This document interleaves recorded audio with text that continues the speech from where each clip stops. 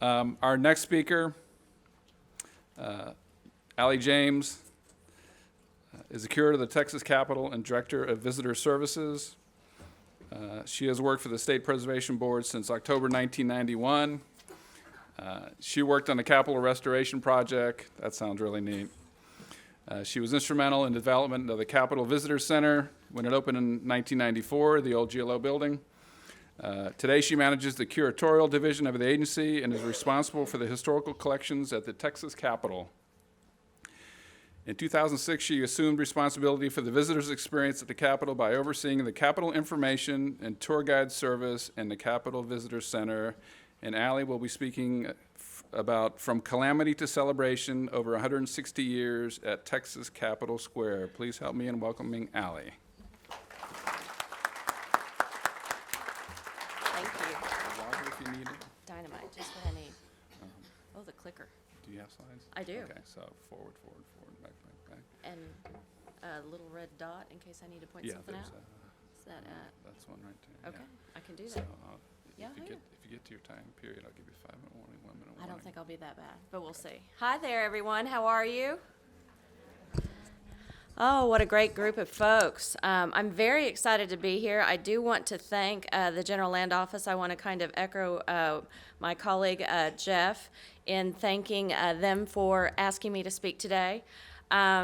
I also have to say, very much along the lines of what he said, we at the state of Texas are very lucky to have a resource like the General Land Office. I've had the great opportunity to work with a number of the GLO staff over the years, and I just want to shout out to all of them here today. I mean, I just feel like this is so wonderful. It's so well run. Really gives us an opportunity to talk about those things that we all love, whether we want to call ourselves geeks or cool folks. I think we'll all go with cool folks. It's just a great opportunity to be here today on kind of a bit of a rainy day and have a chance to talk about some of those really interesting Texas history and Austin history topics that we might not know a whole lot about, but we certainly will know a lot more by the end of the day today. I've brought a presentation with me, so I'm very focused on kind of the photographic side of it. I want you to be able to see things that a lot of folks don't have a chance to see because they're in an archival collection or are otherwise on display, and you literally have to come to the Capitol. I will also be kind of reinforcing and hopefully being very compatible with the other panelists today. I noticed a couple of slides that Jeff had in his presentation that I'll also be talking about, but hopefully we'll just be building on that kind of interesting history, and I will hopefully have time at the end of the presentation to make sure that you have all of your questions answered.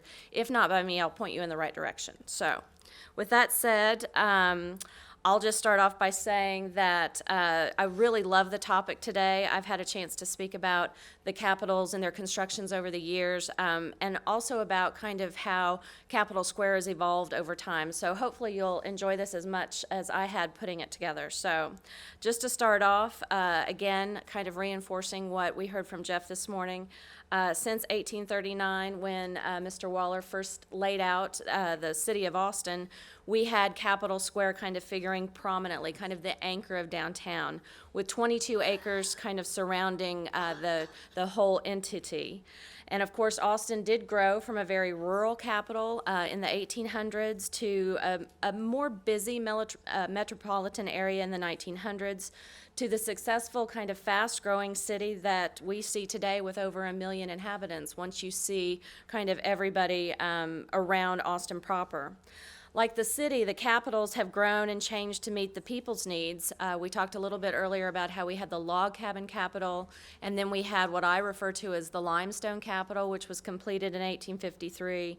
And then, of course, we had the Sunset Red Granite Capitol that we all know and love today, which was actually completed in 1888. So we're going to talk a little bit today about the calamities. We certainly saw fire being a common theme over the years when talking about Capitol history.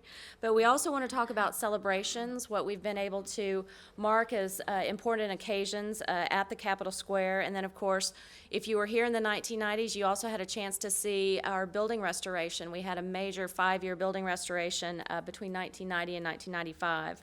So I like to think of this as a bit of a behind-the-scenes tour. If you've not had a chance to come to the Capitol and work with the staff and kind of see the space, then hopefully this will be our little foray into the behind the scenes without having to leave your chair. So with that said, I want to give you a little bit of an overview for the presentation. I'm going to tell you a little bit about my agency. I get to be part of the State Preservation Board, and we call ourselves the Caretakers of the Capitol, amongst other things. I'm going to give you a bit of a brief history at Capitol Square. I'll talk about the Limestone Capitol, its design, its construction, and of course its fire. Then the Granite Capitol that was completed in 1888, its design and its construction. The fact that we had over a century of use in that building between 1888 and 1983, when we of course had the Calamity in February of 1983, that fire. We want to talk a little bit about the restoration and the extension project, how the Capitol was made to be brought into the next century and still work as the seat of state government. And then finally, the ongoing preservation that happens at the Capitol every day, thanks to the Preservation Board, and some exciting new projects that are coming down the pike, because believe it or not, with a Capitol more than 125 years old, it takes a little bit of work to make sure that it looks as wonderful today as it did 125 years ago. So we'll talk a little bit about the State Preservation Board. The agency was created in 1983 as a result of the fire at the Capitol. It was first staffed in 1985, and our mission really is to preserve and maintain the Texas Capitol, the Capitol Extension, the 1857 General Land Office building, which is near and dear to our hearts. It is the Capitol Visitor Center today, and then the other designated buildings, contents, and grounds. We also have some other sites to consider. In this day and age, the Preservation Board also preserves and maintains the Governor's Mansion. We protect the historical and architectural integrity of the mansion's exterior, interior, and grounds. We also operate the Bullock Texas State History Museum. Finally, as of September 1st of this year, our newest agency addition is the Texas State Cemetery. The legislature gave the cemetery to the Preservation Board in terms of its maintenance and interpretation. Thankfully, they have a wonderful staff there, and they are now a part of the State Preservation Board. So we really are lucky to be able to tell what I think is a very complete story of Texas government in Austin, Texas. So some of these images might look a little bit familiar, but hopefully I'll put a bit of a new spin on them. We did hear from Jeff this morning about Waterloo, about how President Lamar liked our small settlement at the Colorado River. I do like to use some of the paintings that are part of the Capitol collection. If this painting looks familiar, it's in the Senate chamber. And it actually is an 1826 piece by an unknown artist. And of course, it doesn't quite capture the visage of Mr. Lamar like the photograph that Jeff had did.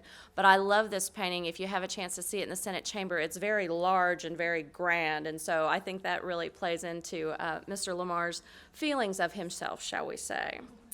In 1839, we've already learned that Mr. Waller conducted the survey for Austin. He placed Capitol Square prominently. See if I can do, yes, you can see Capitol Square right here. It is interesting, I think, to note that it is one of those things where, although Capitol Square was placed prominently as early as 1839, 1840, they didn't actually see the limestone Capitol built on this site and completed until 1853. So, of course, I find that interesting. If we talk a little bit about Austin in 1840, my photograph is not as wonderful as Jeff's, but of course you do get a chance to kind of see a little bit of this rural Austin, this kind of Austin that is still just trying to find its footing as a quaint little hamlet on the banks of the Colorado River. A portion of Block 98 was used for that log cabin Capitol, and you can kind of see that right here. And of course, it was roughly 8th and Colorado Streets. And then, of course, this image I just love because, of course, it talks about Austin around January 1st of 1840, done by Edward Hall, called City of Austin, the New Capital of Texas. So our first Capitol in Austin, we do see with just this drawing, very rarely other than drawings do we see kind of the quaintness, shall we say, of our log cabin Capitol. And it literally did house a very starting to grow Texas government. It housed the Republic between 1839 and 1842. And then, of course, it did become the state capital between 1846 and 1853. And, of course, I like to think of it as a nice way to start kind of the Capitol presence in Austin. You can kind of see here the very simple layout of the building. There wasn't a lot of edifice, there wasn't a lot of grandeur in the structure. They did evidently have a few paintings that were on display there, but for the most part, it was a log cabin. It really was kind of the working seat of state government, but there wasn't a lot of sophistication, shall we say, to the structure or to its environs inside. So once we start thinking about the log cabin capital, I'm sure you know that Texans always had kind of a bigger vision for its capital. They really wanted something a bit more sophisticated than our log cabin version here. So how could we start to have the conversation to afford that new capital on Capitol Square? If we look at 1848, at the end of the Mexican War, Texas was in debt by about $10 million. So Texas gave up claim to 67 million acres in what is today New Mexico, Oklahoma, Kansas, Colorado, and Wyoming in exchange for $10 million from the United States government. So of course, when you think about it then, they used that money plus about $3 million in interest to pay off that war debt, operate state government, and to build four what I consider to be really important things. Of course, first we know that permanent school fund, absolutely amazing that they were able to get that started. Of course, the 1853 Limestone Capitol that you see here on the left, the governor's mansion, which of course was completed in 1856, and then of course things that are near and dear to the Preservation Board and the General Land Office, that 1857 General Land Office building where hopefully we'll see a lot of you tonight at the reception. The Limestone Capitol was Greek Revival in style. It was used for the next 28 years, and you can see on the right kind of a floor plan showing some of the spaces, the House and Senate chamber in particular. But I must say that it was never popular if you read any of the local newspapers, and you'll see that a little bit more in a few moments. In terms of the details, it was 145 feet by 90 feet with 3 stories and 101 feet tall. It cost the state of Texas about $150,000, and there was much intrigue. That's a whole nother presentation that I can give in the future. Evidently, there were lots of accusations of impropriety in how this building got built. Unfortunately, there are no interior photographs that I've been able to locate, and it was quite quaint by, I would say, Texas standards. You can see there, looking up Congress Avenue, really seeing how Austin was still kind of a capital even into the 1860s and 1870s that was very kind of simple in nature. The population in 1870 was about 5,000 people. But the railroad came to town in 1871, and so within a decade we saw the population of Austin double. So it really got on her way, and as you can imagine, that Limestone Capitol was not as popular with Texans, and again, I'll share that a little bit more in just a moment. I do want to share these wonderful drawings by H.A. Ogden from Frank Leslie's illustrated newspaper in 1877. First, the Senate chamber. This is really the only visual I've ever seen of the Limestone Capitol, and you can see it was a bit more sophisticated than that of the log cabin. You can actually see some desks. You can see a few paintings on display, which I just love. And then, of course, in the House chamber, you can also see, again, more of a sophisticated location. And just as an aside, I'm going to try and share a few little tidbits that I think you'd be interested in. You'll notice these wonderful little desks here. Believe it or not, we actually have 3 of those desks that survive in the Capitol collection today. How they managed to survive, I think, is a question left to the ages. But we literally do have those in the Capitol collection, and it's a wonderful opportunity for us to bridge the 1850s Capitol with today's Capitol.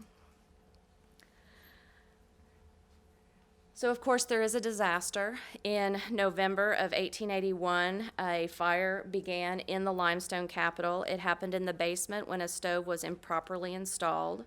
The 3-person building commission, Capitol Building Commission, were actually meeting in the House chamber. Plans were already underway to create a more grand Capitol. And so these gentlemen were meeting, and it was reported at the time that one of the individuals actually found the fire and came into the meeting and said, and I quote, "Good God, gentlemen, the Capitol is on fire." They immediately grabbed the plans for the new Capitol and got them to safety. And the Capitol, unfortunately, burned literally during the noon hours. You can see there on the left, and then the kind of burned out remains on the right. And here's where I can tell you that the Austinites were not too upset about the building's demise. There was a local Huber magazine who wrote, and I quote, "The architectural monstrosity that has so long disfigured the crown of the heaven-kissed hill at the head of Congress Avenue in Austin is no more. The venerable edifice that bore such a startling resemblance to a large-sized corn crib with a pumpkin for a dome, and whose halls have so often resounded with legislative eloquence, reminding the distant hearer of a dog barking up a hollow log, is gone." So, I don't think that they missed their building too much. Of course, I also like to talk about the real loss, as far as I'm concerned, not just the buildings themselves. There were actually 2 paintings by an early Texas artist named Henry Arthur McCardle that were actually on loan to the state of Texas. They were actually in the 1853 Capitol when it burned, and unfortunately they were a total loss. On the left is Lee at the Wilderness, and on the right is the first Dawn at the Alamo. Both paintings were completely consumed, and although Mr. McCardle did eventually paint duplicates or eventually created new versions that do survive, thankfully one of them in the collection at the Capitol, it was just heartbreaking to think that they were lost in the fire, along with virtually all of the holdings of the State Library, as well as many other furnishings and decorative arts and those things that Texas had been gathering for years and years. It was quite the loss when you start to think about it in those terms. Thankfully, no loss of life. Meanwhile, just to give you a little idea of how the current Capitol, the Granite Capitol, was coming to being, about 6 years before the Limestone Capitol burned, Texans wanted a new Texas Capitol that was more grand than the limestone. And of course, thankfully, the Constitution of 1876 had provided for the designation, the survey, and the sale of over 3 million acres of land in the Texas Panhandle to pay for the construction of that Capitol. So in 1879, the Capitol Board contracted with a surveyor for the lands to try and determine how much the land could be sold for or how much it could be traded for to a contractor to actually construct the Capitol. So it would be a land trade. In 1880, the survey was completed. The 3 million acres were valued at approximately 50 cents an acre, which meant that they would have approximately $1.5 million to construct the Capitol. By July of 1881, a search for the contractor had been put in place in exchange for those 3 million acres. But remember that the bids for that contractor were due on the 15th of November, and unfortunately, 6 days earlier, the Capitol had burned. So the decision to award to a contractor was actually put off until the 1st of January in 1882. So also, meanwhile, you might have the funding in place, you might have the contractor in place, but how are you going to decide what kind of Capitol will be built? You already know that Texans, and especially Austinites, are hard to please from a Capitol standpoint. So how are we going to decide how to build the new Texas Capitol, the Capitol that is as grand as the vision that Texans might have for it? Well, we do have a competition. The 3-person Capitol Building Commission announced this nationwide design competition that would be held in 1880. They had 11 designs submitted by 8 architects, and surprisingly, they used pseudonyms for these individuals so that it would truly be a blind choice. The imaginative pseudonyms included Pay As You Go, Wogglesnop, don't want to know what that is, and then, of course, Lone Star. The commissioners chose to not have the same kind of intrigue that they'd had with the Limestone Capitol, and they decided they didn't want to make the decision of who the architect would be. So they actually hired a noted New York architect named Napoleon Lebrun and paid him $3,000 to make that decision. And of course, we do have Elijah Myers, he was a Detroit architect. He was the individual who was chosen the winner by Mr. LeBrun.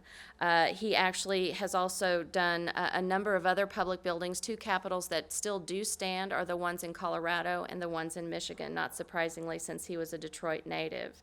His pseudonym was Tuebor, Tuebor, and I've not found any documentation in terms of why he chose that, but I find it fascinating. Although Mr. LeBrun was paid $3,000 for his documents, Mr. Myers was only paid $1,700. I'm hopeful that's not casting too many aspersions on his talent, but he only had to provide 15 competition drawings for that money. He was eventually paid $12,000 for all of the additional working drawings necessary to complete the Capitol. There was one major change that the building commissioners required. Mr. Myers had actually hoped to top the Texas Capitol with a square dome. And as you can imagine, that wasn't good enough for Texas officials. They really wanted the kind of Capitol that you might see, shall we say, in Washington, D.C. So there's a round dome. And of course, Mr. Myers was happy to make that change so that he could move forward with the commission.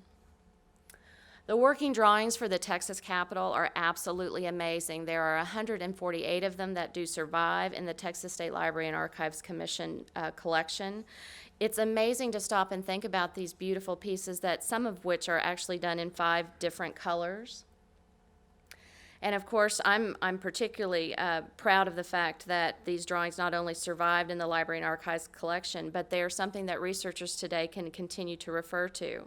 They range in size from 11 inches by 12 inches all the way up to 44 inches by 93 inches.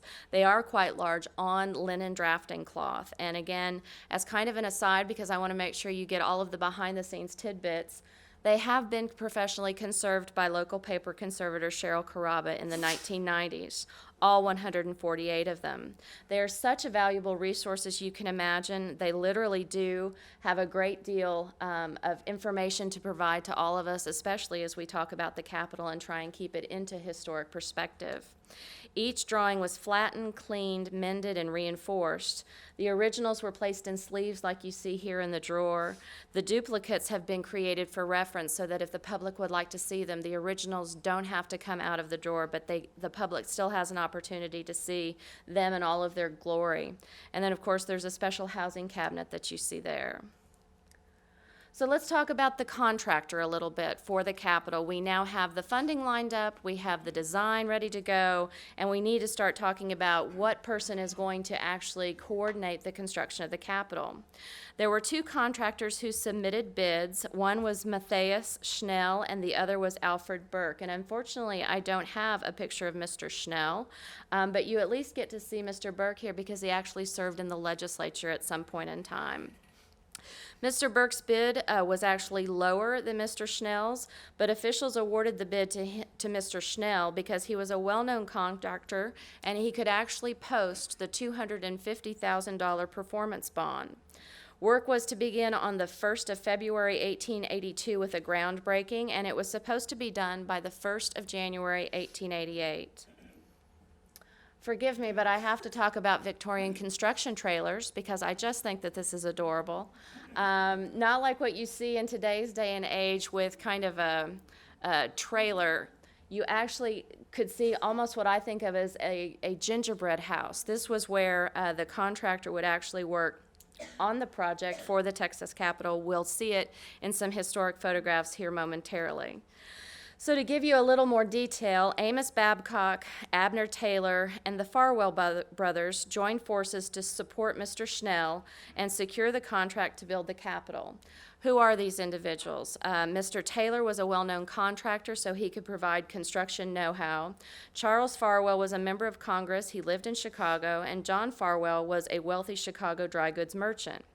So the result was for them to create the company, Taylor, Babcock and Company of Chicago, who could supply that performance bond to Mr. Schnell to get the Capitol built. On the 31st of January in 1882, Mr. Schnell assigned his 3/4 interest to Taylor, Babcock and Company. So you get the feeling that there's a lot of wheeling and dealing going on to get the Texas Capitol built. Capital for the capital. Mr. Babcock looked for ways to turn that West Texas land in the Panhandle into a money-making venture so that they could, in return, construct the Texas Capitol. He proposed what he deemed a very profitable cattle business by grazing 150,000 head at the ranch with a purchase price of $20 a head. Because low land prices prohibited the sale or the colonization of the land, the men formed what they called the Capital Syndicate to run what became known as the XIT Ranch. Everyone knows XIT, 10 counties in Texas. The capital investment got a little bit more shall we say, sophisticated. Some people might say cloudy or murky. Ranching was an expensive profit. The syndicate first looked for American investors, but the cattle industry was on the decline, with U.S. banks refusing to lend money on anything not listed on the stock exchange. Mr. Farwell then went to England to sell shares in this venture to wealthy English investors. He created the Capital Freehold Land and Investment Company and registered it with an authorized capital of $15 million. So believe it or not, there were British interests who were actually very supportive of the construction of the Texas Capitol. As the Capital Syndicate received lands from the state, they transferred them to the Freehold Land and Investment Company in London. The British company then borrowed money through the sale of the bonds, which bore interest, and although money was raised to support the ranch and build the Capitol in the short term, as you can imagine, by the late 1890s, British investors wanted the redemption of their bonds. They wanted to know where their money was. So, of course, what that meant was, by that point in time, the land actually had to be liquidated to cover costs as early as 1901. So let's talk about the Capitol per se and its construction. They had a groundbreaking ceremony on the 1st of February, 1882, and excavation for the historic Capitol began.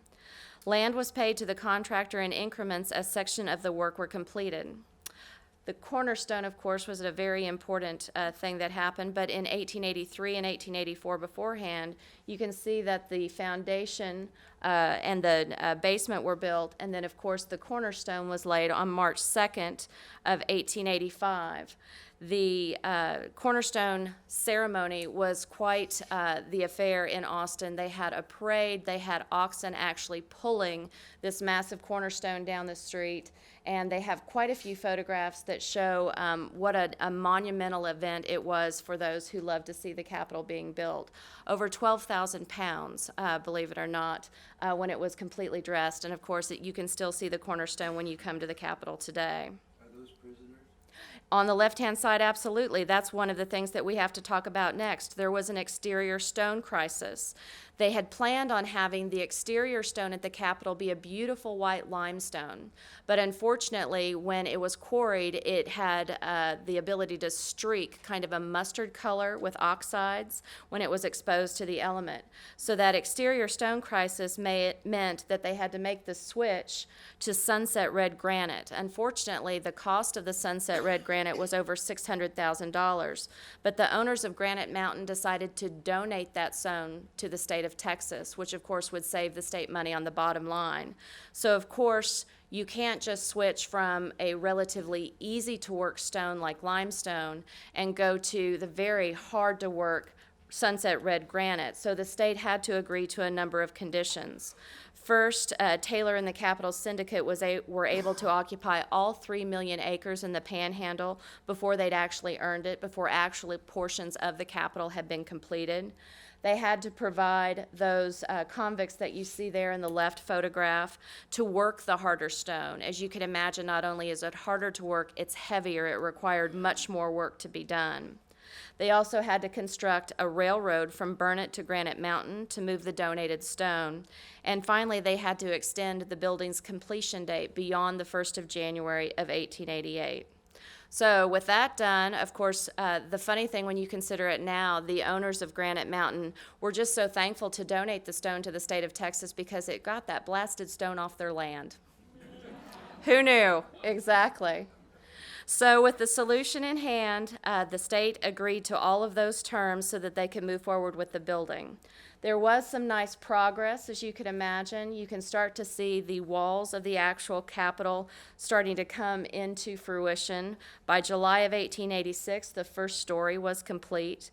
And then in October of 1886, they were at the height of their monthly payroll. They actually had the most people on payroll for that month at a cost of over $50,000.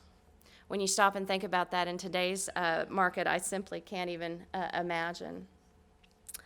There was a new contractor. Taylor and the syndicate eventually sublet the contract to Gus Wilkie of Chicago, and I think there was a reason for that, because we've already talked about the need to go from a limestone to a granite. The challenge with that, of course, is that the convicts who were able to roughly dress the stone didn't have the massive training that was really needed or the experience to finely dress the stone. And so the solution was to import Scottish stonemasons to come over and do the work. As you can imagine, that made state officials happy. It certainly made the contractors happy so that the Capitol project could continue to move forward. But unfortunately, it didn't make the federal government happy, because Mr. Wilkie and the syndicate were eventually indicted for violating the contract labor law, and they were using non-union craftsmen, so the federal government was able to sue them. And although the walls of the Capitol were completed and the dome was taking shape, as you can imagine, they would be quite concerned about that pesky legal issue. All of the Scottish stone cutters that they tried to bring from Scotland to Austin started making the trip. Not all of them made it to Austin, but quite a few of them did, so that they could continue with their time frame. So with the dome, you can see there on the left the drawing by Mr. Myers, and then you can actually see by August of 1887 the construction was substantially completed by that fall. And it's actually a dome within a dome construction, so it really is kind of the sophisticated monumental round dome that the officials had envisioned. The Goddess of Liberty. We have Myers' drawing there on the left, which makes her look, I think, a little bit more attractive than she actually is. I don't think I'm telling any stories out of school. The Goddess of Liberty, bless her heart, was placed at the end of February of 1888. She was actually cast in 80 separate pieces. She was welded together into 4 major sections: her torso, her 2 arms, and her head.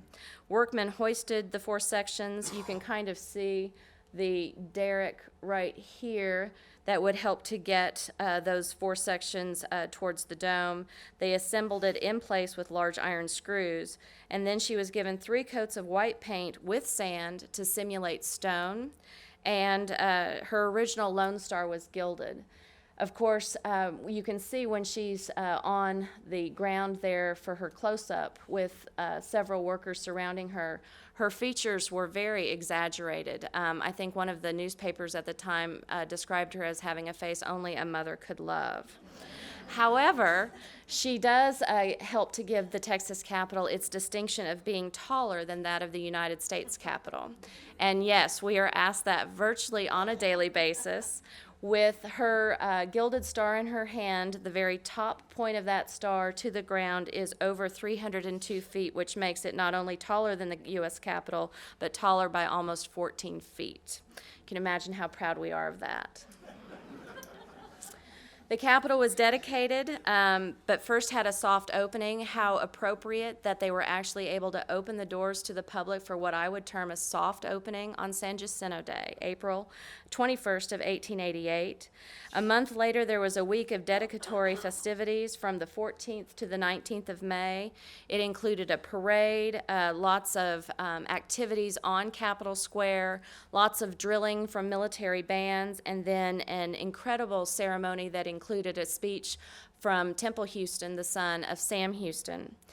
The Capitol by the numbers, to give you an idea, 337,000 gross square feet, 392 rooms, 18 vaults, 924 windows, 404 doors, at a cost of approximately $3.7 million. Of course, I do like to point out that the Capitol, when complete, was complete without a whole lot of furniture in it. They were able to move furnishings from the temporary Capitol that had to be constructed on the southwest corner of the grounds. But when you stop and think about that very, what I would call petite building versus this very large structure, you can imagine that the Capitol Board immediately had to think about not only locating the appropriate furniture, but trying to get a handle on how much furniture they would need in the first place. So just to make it clear, the Capitol Board didn't completely embrace the Capitol in May of 1888 because at the end of Temple Houston's speech, a huge downpour came and unfortunately the roof leaked. There were other minor problems too, but thankfully Mr. Wilkie and his crew were able to get them all fixed so that the Capitol Board would officially accept the building by December. And of course, by that point in time, they had a number of furnishings and artwork purchased that went into the building through 1889.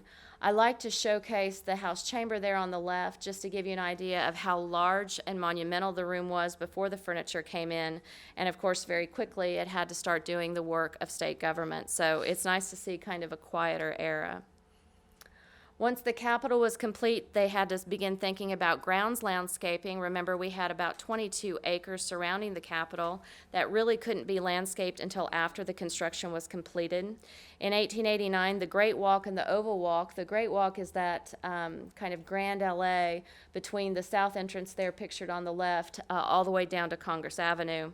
And then the Oval Walk is the walkway that surrounds the Capitol and actually sits on top of where the original railroad would have delivered all of that granite. So I like kind of the history and symmetry to that. The 1890 iron fence came in with a granite base, and before we knew it, the Capitol grounds were safe. One newspaper account talks about how the wandering livestock could not get onto the grounds anymore. I think they might have had pigs in mind when they said that. Of course, I like to talk about the test of time. This is actually a funnel cloud that is near the Capitol around 1922. Thankfully, not too close. There was no damage that I'm aware of. But I do have to talk about the Capitol because originally it housed all of state government with the exception of the General Land Office that had its own structure. And at that point in time, in 1888, that would be about 350 people. All three branches of state government were in the Capitol. All state agencies, again, with the exception of the General Land Office, and they had more than 43,000 square feet to spare. The officials really had chosen to design, almost over-design, a building that they could grow into in the coming years. But they certainly had no idea, I think, how quickly Texas would grow into the powerhouse it is today. I also have to show kind of the funny behind the scenes. This is actually a basement space. The Lone Star Statehouse, as you can imagine, also was, like anyone else's homes, the place to kind of have, shall we say, a mess room here and there. I love these photographs of the basement because clearly they weren't needed for offices. They really were kind of spillover space, storage spaces, that kind of space. But of course, it is a good opportunity to also talk about kind of how the Capitol began to grow and evolve. If it opened to the public in 1888, how did it function for the next 100 years to really meet the needs of state government? We saw its first major overhaul around 1916 when we saw plumbing and wiring being updated, new toilet rooms were added, the existing ones were updating, but we already saw the major problem with the Capitol as being overcrowding. It's hard to believe just within 20 to 30 years we could already see an overcrowding problem. But when you stop and think about how quickly Texas expanded and changed and grew, it's not so surprising in that context. In the 1930s, we saw the terrazzo tile being laid in the rotunda first floor as a celebration of the Texas Centennial. Originally, there was an octagonal glass block floor because Mr. Myers had thought that electricity was a passing fad. And so, yes, they piped the Capitol for gas to begin with, and so there was a lot of stock put into having glass block flooring so that the natural light could actually pass all the way through to the basement. There was also a new Treasury vault built in the 1930s, and you started to see some pretty substantial updates to the appearance of the Capitol. In the 1940s, we saw offices for legislators come into the building. By the 1950s, we see additional terrazzo being laid in the second, third, and fourth floors. By the 1960s, I'm sure everyone was pleased to start to see some more air conditioning come into the building.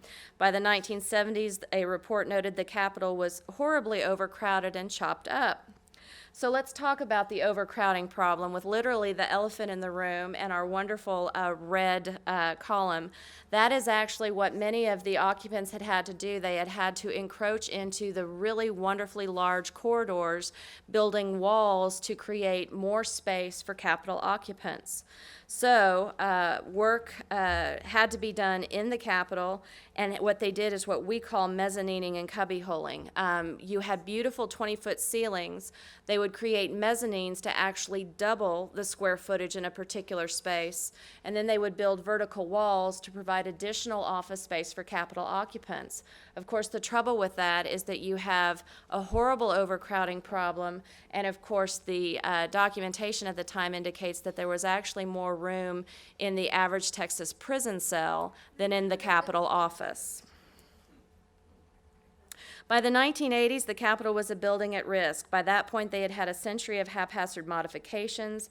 They had created really dangerous conditions. You can actually see colleagues walking there in the Capitol basement. You'll notice that I rarely say the word basement. Basement is a dark, dank, ugly place nobody likes. We call it the ground floor, which of course is confusing because ground floor means you can get out on the ground. It's not. That's the first floor. So bear with me. You can actually see the Capitol basement here. I'll try and be better to be clear. Of course, dropped ceilings sometimes attempted to hide the wires, although at this point you can see the wires and all of the conduit running really hasn't been hidden in the least. The drop ceiling sometimes attempted to hide the wires, and the building that was designed to hold 650 people at its peak was bursting at the seams with over 1,300. Of course, you know what's coming. The exterior also showing wear with lots of problems, holes being cut into walls, lots of wiring being exposed. The structural integrity was a real situation, and believe it or not, the slide on the right actually shows the fire suppression system for the building. As you can imagine, state officials were very, very concerned. These antiquated building systems really were not up to snuff, and officials wanted to make sure that a change could be made. But that century of wear could also be seen on the outside. We have a cupola damage there on the left. We have the encaustic tile that was original damaged on the right. I mean, the building really just did not reflect kind of the original sophistication that was planned for it. And the disaster happened, of course. February the 6th, 1983, the lieutenant governor and the speaker had apartments in the Capitol, and at that point in time, a television in the lieutenant governor's apartment had sparked and caused a fire. Unfortunately, it resulted in the loss of the death of one of the family's visitors, and the fire marshal at the time said that if the Capitol had burned unchecked for another 15 minutes, we would have lost the entire structure. When you look on the left, you can see all of the soot damage there in the Senate chamber, and there's that Lamar painting right there to kind of give it some context. And then on the right, there's that area, the dining room for the lieutenant governor's apartment. And unfortunately, you can see that the disaster really was quite extensive. The terms that I've seen are the second and third floor east sides were completely gutted. That meant that the State Preservation Board could be created in 1983 in response to the fire. It was first staffed in 1985 with an architect of the Capitol and the first curator of the Capitol. The Capitol was created and designated a National Historic Landmark in 1986. And of course, we could celebrate the centennial of the Capitol in 1988. And as you can imagine, officials were not about to ignore the fact that the Capitol had been almost destroyed by fire. But lots of planning had to go underway, and lots of research had to be done before they could really come up and determine a plan that would really work best for the Capitol. In the meantime, the Goddess of Liberty had to be replaced. It was one of the first projects for the Preservation Board. The existing Goddess of Liberty made out of zinc was a little too degraded over a century of use, so she was brought down and an aluminum replica was made and placed in 1986. The restored original is, of course, at the Bullock Texas State History Museum. And then during the 1980s, it really was an opportunity to start talking about a master plan. There was a joint venture in 1988 with architectural firms hired to produce this master plan. A great deal of research was done to really determine how they could fix the problems at Capitol Square and make sure that the Capitol continued to be this functioning seat of state government. There were several compelling needs that had to be considered under the master plan, and they included life safety, structural integrity, asbestos abatement, energy, handicap accessibility, traffic and parking, mechanical, electrical, and plumbing, and then finally communications. As you can imagine, a Capitol that had survived 100 years really wasn't able to provide the support that the legislature and other state offices there needed. So the answer was the 1990s restoration of the Capitol. Both the Capitol and grounds were restored to their 1888 to 1915 appearance. The Preservation Board was finally given the maintenance of the Capitol and grounds in 1997, and then the CVC was also restored in 1994. So there were a lot of simultaneous restoration projects going on all at the same time, and I want to kind of go into a little bit of detail so you can see everything that was happening between 1990 and 1995. First was the Capitol exterior restoration that happened between 91 and 93. And again, everything that you would consider needing to be done on the exterior of the building to make sure that it survived for the next 100 years was done. You can see the scaffolding there, and everything could be repaired and replicated as needed. Of course, one of the primary problems was the overcrowding, and how can you possibly solve an overcrowding problem, and when we know Texas is just going to continue to get bigger and better. The plan was actually the brainchild of Alan McCree, who was the architect of the Capitol at that point. He did not want to design a building to take people out of the Capitol that then blocked views of the Capitol, so he decided that the best way to do it would be to have a 4-story underground office building adjacent to the historic Capitol. Again, being very complementary to the historic structure, but not copying it. Not only were they able to alleviate overcrowding, but because it's under the north grounds, it's just as convenient to travel or walk from the Capitol extension into either chamber in the Capitol as it is to walk from chamber to chamber. Excavation was a huge issue, as you can imagine. They had to excavate enough to put a 4-story office building in the ground. It began in 1990. There had to be archaeological studies. There had to be a great deal of work done ahead of time. Thankfully, it was completed and dedicated in January of 1993, and it added up more than 666,000 gross square feet to the Capitol proper. I can't say that the Texas Capitol is taller than all state capitals because, you know, there are state capitals out there that have, you know, the little obelisks and everything. But what I can say is that over 1 million gross square feet, I can't imagine there's another state capitol as large as ours. Again, everything is bigger in Texas. So to give you an idea of the 1993 extension versus the 1888 Capitol, you can see kind of the historic structure here, and then in comparison with the extension here. The extension really gave a great deal of wiggle room, so to speak, for state government. Finally, they had adequate committee hearing rooms, conference rooms, there's an auditorium, a dining room, a legislative conference center, a press area, a gift shop, because all of the sales from our Capitol gift shop, including what you see here today, goes into the preservation and maintenance of our educational programming and of the building fund. Probably the most important in terms of the extension, at least to those of us who come visit, 670 parking spaces are on the P1 and the P2 level. So we're very thankful to have such a large structure at our beck and call. Talking a little bit about the Capitol interior restoration, again between 1991 and 1995, updating building systems, addressing electrical, plumbing, HVAC. And the thing that's really near and dear to my heart, we were able to return 10 spaces in the building to their turn-of-the-century appearance. It's like you were able to walk into the Capitol in the 1880s and see what those spaces looked like 125 years ago. House chamber, Senate chamber, the legislative reference library, the courtrooms, and a couple of very important private offices have all been returned to their turn-of-the-century appearance. I want to show just a few before and afters. If you've not had a chance to visit us recently, on the left will always be the before 1990s restoration, and then today, after, is on the right. You remember our colleagues walking through the Capitol basement earlier. That's the prettier version, believe it or not. You could actually walk down the corridor and reach out and touch that horrible wood paneling and try and not get hit by the wires and things up above. Thankfully, all of that has been cleared out, and we have no more red column anymore because it's not a part of somebody's office. We have the Legislative Reference Library. It had been used by both the Legislative Budget Board and the library prior to the restoration, and now it's been opened up to its original size.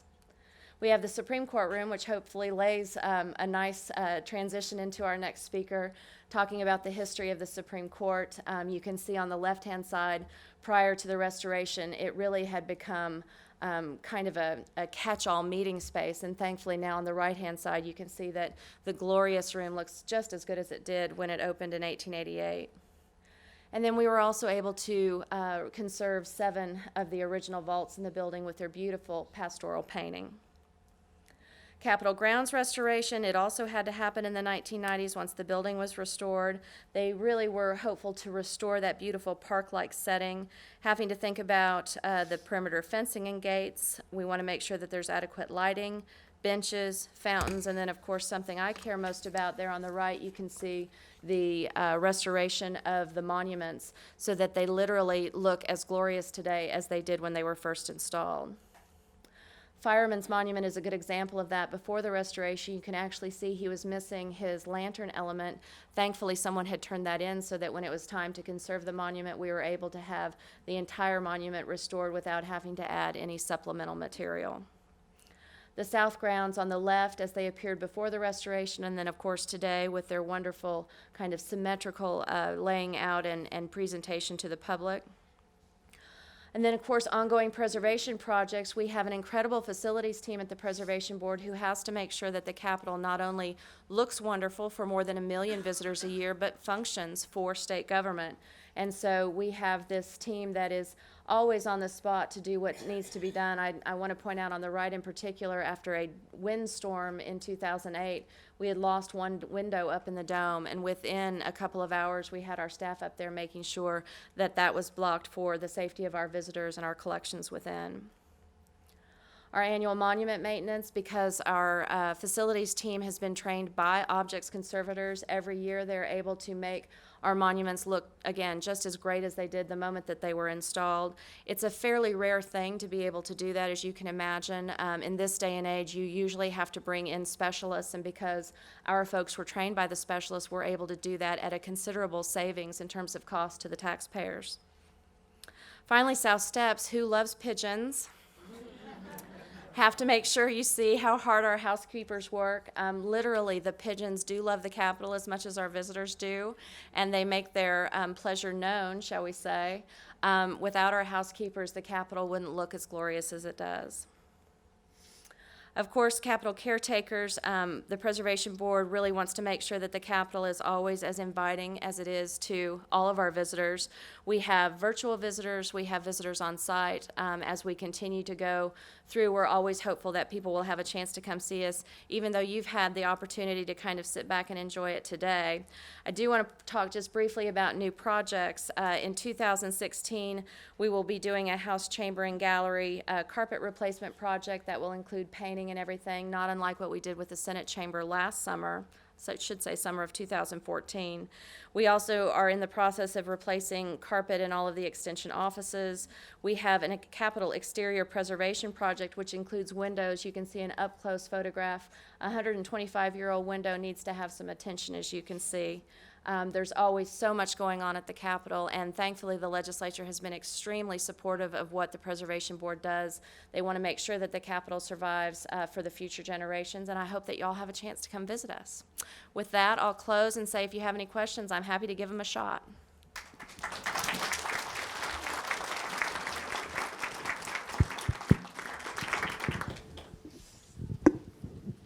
Whose idea was it to develop the Christmas ornaments as a fundraiser? They're wonderful.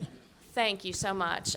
We are so proud of the Capitol ornaments. I would say that there was probably a large group of individuals responsible. Certainly, the Preservation Board had begun its foray into ornaments. First Lady of the House, Nell Delaney, at the time, was very instrumental in getting the project off the ground. To this day, our Capitol ornament program, believe it or not, is second only to the White House. We're very proud of that. And all of that money, again, goes to the support of the Capitol preservation and our educational programs. Thank you for mentioning you can buy ornaments outside, just FYI. Thank you. I appreciate it. Yes, ma'am. I've always been intrigued by those metal, I guess, post support columns. Can you say something about where they go? Do they go into bedrock below the ground floor? How high? What's their purpose? Just some information. I'm happy to. It's fascinating when you start to look at the architectural components.